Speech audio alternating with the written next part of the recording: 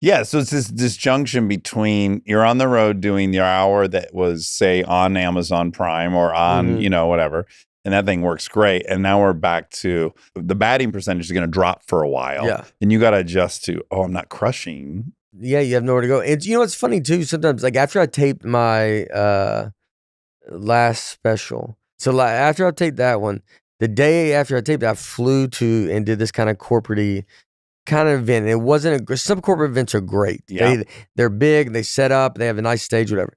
And then this one was like kind of like a little chiller, and everybody's kind of in nice, comfortable chairs.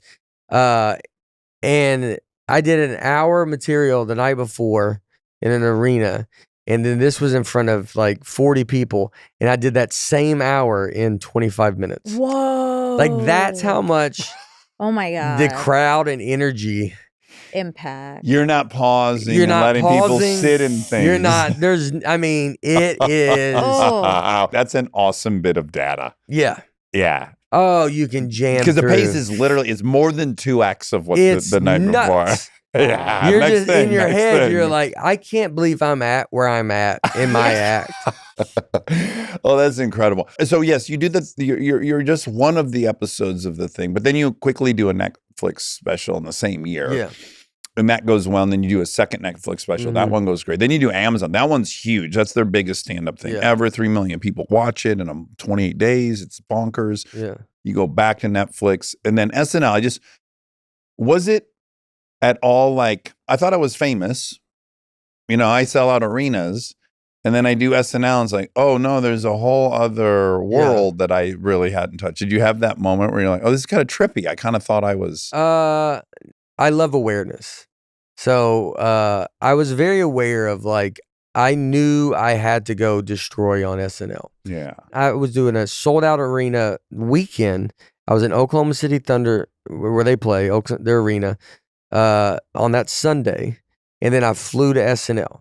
And then so I knew that I was going to fly to somewhere where people there are not going to know what I just did. And you're smart enough to know, like, I know that you started doing small rooms in New York to prepare for your monologue because you knew SNL is a small room in a weird way. Yes. Well, and I knew the monologue mattered the most. Yeah. And so I just picked like 8 minutes of my hour special, which comics do that. A lot of comics, they think when you go on SNL or if you go on a Tonight Show and then they'll be like, I've already heard this material. You're like, yeah, man, like I got to go do it. This is I knew I was going to talk to people that are not watching my stand-up. Yes. Yeah. You're being introduced to a whole bunch of people. Yeah. I would always joke and just be kind of like, you're like, well, I'm not even famous. Like it's an idea that you could go sell an arena out and then go like, but I'm not famous. I know. It's wild. Like it's weird. Because you set a record with 1.1 million tickets sold in 2024. Yeah.